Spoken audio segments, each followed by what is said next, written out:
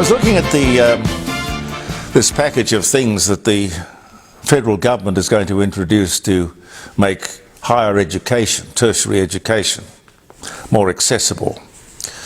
They say that about 34% of us has a university degree. I don't have a university degree. Peter Clayton's behind the camera. Pete, do you have a... No. No, I don't have a... I had a secretary who had a BA once. And I'm sure she was brighter than me. But anyway, some people are suited to going to university. Others are not. We all find our own way in our own time, I think. But there are some aspects. I was looking at this package of innovative, progressive steps forward suggested by the federal government over the weekend. My main concern, but I'll have some more to say about it tomorrow, my main concern is that, as I've got his wonderful speech over there somewhere, Abraham Lincoln said, you can't lift up the weak by tearing down the strong. It's all based on the premise that the bar is set too high. Perhaps the government should have a think about maybe why that bar to get into university, and indeed stay in university, is so high. It is, after all, a meritocracy. You want the brightest and the best. Doctors and lawyers and engineers and architects and everyone. Do you actually get a better society by lowering that standard? Perhaps if you've been to university and you've struggled and, you've taken the knocks and you've been, I won't say sent down, but, you've had to repeat a year or something,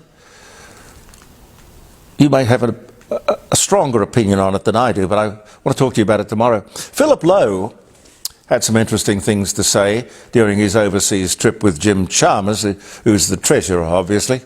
They both went off to this G20 meeting with all of the treasurers and heads of reserve banks everywhere.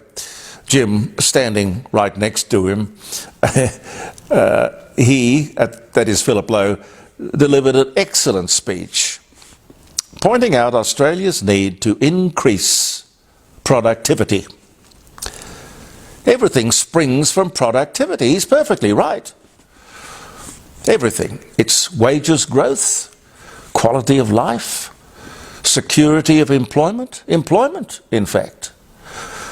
GDP, that is the gross wealth of the country, our place in the world. It all boils down to productivity. And he says, Philip Lowe, that should be the focus of our government. Now, I don't know what Jim Chalmers thought about that. I don't know if Philip Lowe had a sideways glance when he was saying all of this. Because you see, what Philip Lowe was saying makes a lot of sense, but it could be very difficult to introduce for this government to take it on, because the government is owned by the trade union movement. It has forever, since the get-go of the Labour Party. And the trade union movement motto is the least amount of work for the most amount of money over the shortest number of hours. Doesn't sound to me like a recipe for increasing productivity. Back in the old days, not so long ago, you might remember we had 12 faceless men who used to run the Labour Party. These were all the union bosses, the chiefs, the secretaries of the various unions. This whole thing was exposed by a great journalist by the name of Laurie Oakes. There were some startling pictures of the leaders of the Labour Party sitting outside on little chairs waiting for the 12 faceless men to call them in. The 12 faceless men, the most powerful people in the trade union movement. No women, by the way, just men. They would meet, bring the leaders and the deputy leaders in to the room, and then give them their riding instructions. Perfectly true. These unelected people ran the show, therefore ran the country. These days it is a little more subtle, but nevertheless the same spirit, which I believe is deeply ingrained in the DNA of the ALP. So Philip, good luck with that. Good luck with your campaign to increase productivity. And of course I wish you well with your future as well. I think that'll be very bright, by the way. Here's another thought. What the modern digital streaming age has done to the movies and television, and this is what the entire industry has gone out on strike over in the United States. What streaming has done to the movie and television business is it has also done to the recording industry. What was basically a meritocracy, you know, if you had a #1 hit record and you sold 1 million copies, that was gold. You got a gold record. Or your record sold more, went platinum. You got a platinum record. You were making money. Now, with a hit record, you are making a fraction of 1 cent every time somebody downloads your record. I don't know how we allowed this to happen. Now, Pete, you're a musician. Yes. How do you feel about... Do you ever get a royalty check? No.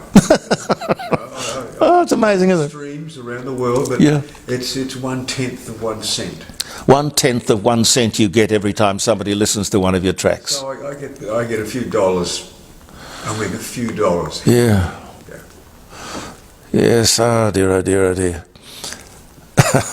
No wonder they're on strike. I don't know where that's going to lead, but I sort of sense a wave of change in the world. We can't just sort of dig our heels in and say we're going on strike because we don't like the way things have gone. The world is changing. We must be able to adapt. You know, the only creature, really big creature, I suppose like Hollywood, the really big creature that didn't think it had to adapt was the dinosaur. And he didn't make it. I see they have amended the LGBTIQ agenda. That's not a gender. Not a, I mean, anyway, I'm trying to be clever. They've introduced, or they've added, an A. So it's LGBTIQA. This is apparently for people who have no sexual attraction to anyone. They're asexual. Oh, I suppose that's probably where the A comes from, doesn't it? They're asexual. No sexual interest in anything. Well, I guess that could make sense. Why are we getting down into the minutiae where we have to divide people into all of these fractions of fractions of fractions and splinter groups, tiny minorities of sexuality? You could keep it going forever, of course. You've got LGBTIQA, so why not have, let me think, LGBTIQANIM? Which means simply, the NIM stands for not in the mood. You're interested, but not at the moment. You could keep it going forever, as I say. But we don't need labels. How about LGBTIQANIMB? The B's for boring. Boring, boring, boring. When is news not news? When When is news not news? When I watch the news, because for years and years of doing talk programs, you do become a bit addicted to following what's going on in the world. Indeed, you count on it too. I mean, you can't go out there and cover everything. You depend on other people who are doing it for a living to do it for you. But there's so much PR and, I don't know what you'd call it, froth and bubble and things that certainly don't fit in my mind into the form of news. But the thing about news for TV and radio is it is expensive, yes. But it's an obligation, a responsibility. Yet when I flicked around, say on Saturday night, going back a bit to check out that Fatton by-election result, nothing. Not one commercial station bothered to have a newsroom or a journalist on hand to do its job. And that would be to inform us. I think that's pretty disgraceful. I know it's been going on for years. When I was reading evening news, even back in the 60s when I worked in Sydney, they used to record the updates and the late news. So you do your news bulletin at 6, and then before you left, you'd record the updates and the late news. Now, it must have had something to do with overtime, I don't know, but it happens all over the country. They record the late news and then everybody goes home. Now, that's not news. And it really shouldn't be allowed by ACMA. ACMA's the cop on the broadcasting beat. If you've got a license to broadcast television or radio, I think the minimum responsibility should be that you broadcast the news, local news, 24/7. Even the ABC don't, you know. News radio on here in Adelaide, the old 1197 frequency, which used to be 5KA. Now, with a name like News Radio, you would think that they would set an example. They simply, midnight to dawn, for example, plug into BBC, the BBC overnight program, which of course over there is not overnight, but they just plug into the BBC.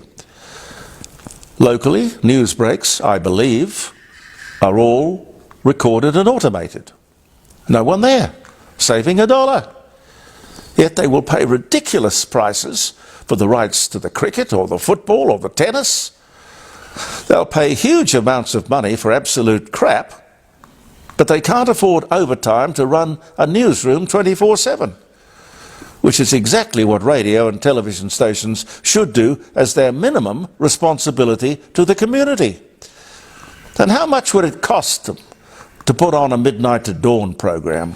A lot of radio stations choose to syndicate a midnight to dawn radio program. They forget that midnight to dawn programs are where most of the talent for the future of broadcasting is recruited and trained.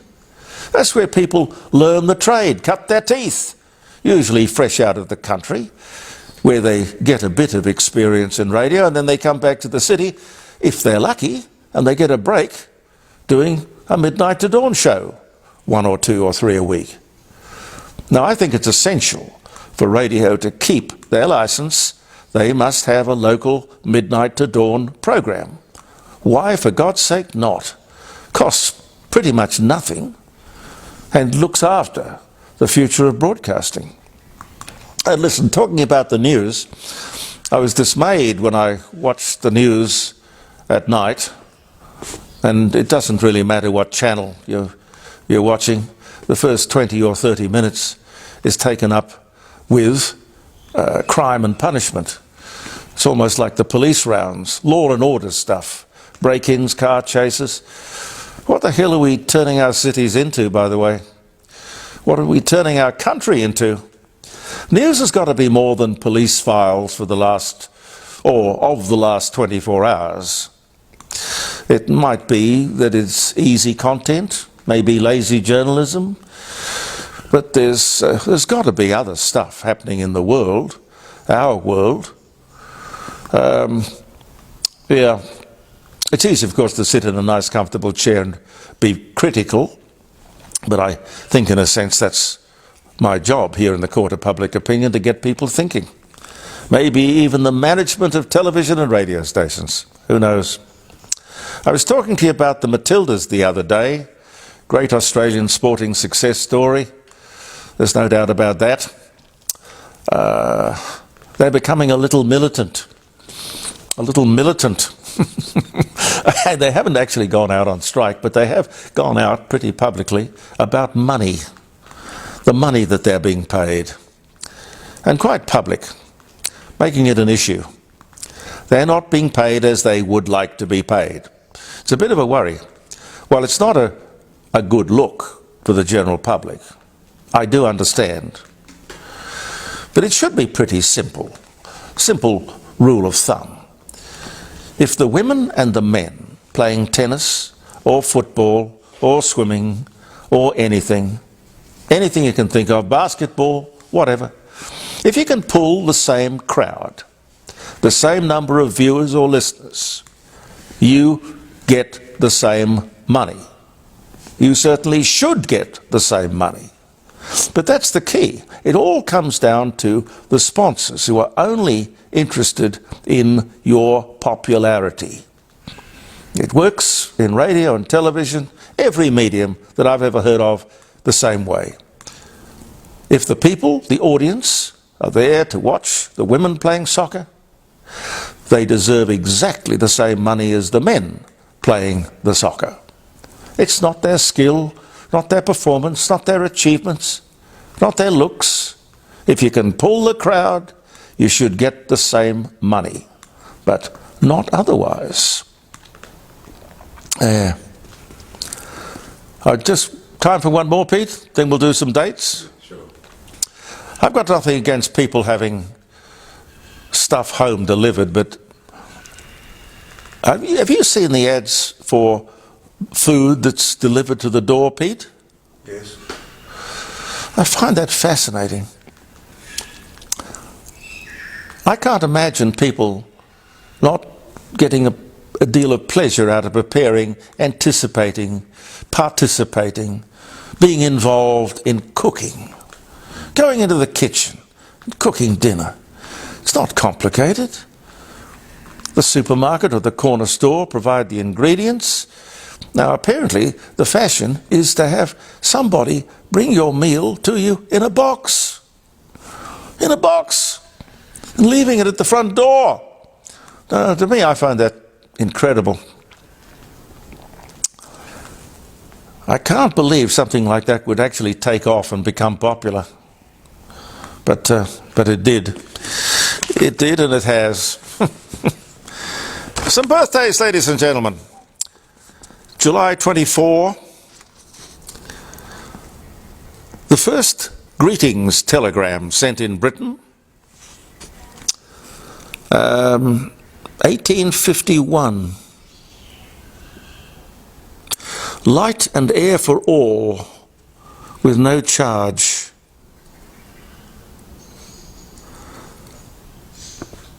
Oh, I see.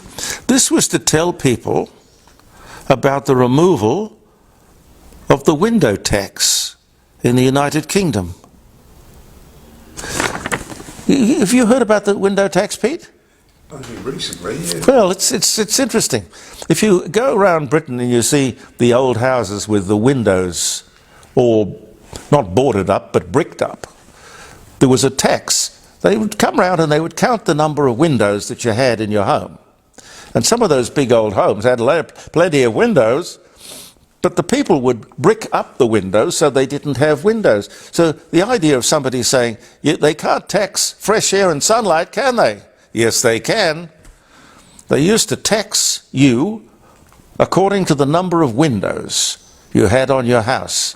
And this was a telegram sent to people to tell them that it had been removed. 1851. Golly. 2019, the 10 millionth mini car. 10 million! Produced during the it was the 60s it started, but the car had its run for about 60 years. The anniversary year in Oxford, 2019. The 10 millionth mini. There was an innovative car. The trial of Dutch exotic dancer Mata Hari begins in Paris for allegedly spying for Germany and causing the deaths of 50,000 soldiers. 1917, Mata Hari, who worked, her very name worked itself into the language. Apollo 11, 1969, Apollo 11 returns to Earth safely. 1980, Peter Sellers, English actor and comedian. The Goon Show, Dr. Strangelove, the Pink Panther, dies at 54. Absolutely brilliant. I talked to him. I think I might have mentioned it to you once before. I talked to him only once. It was a very interesting interview. He agreed to do the interview, but he demanded that he do it in German. I firmly believe Peter Sellers was crazy, but extremely entertaining. Strange man, Peter Sellers. What else? Matthew Webb, English long-distance swimmer, who was the first man to swim unassisted across the English Channel, drowns in Niagara Falls in 1935. Don't be there. Matthew looking for trouble, I'm afraid. Mary, Queen of Scots, is forced to abdicate. Her one-year-old son becomes King James the V1. That's sixth, I think, isn't it, Pete? Yes. Of Scotland, 1567.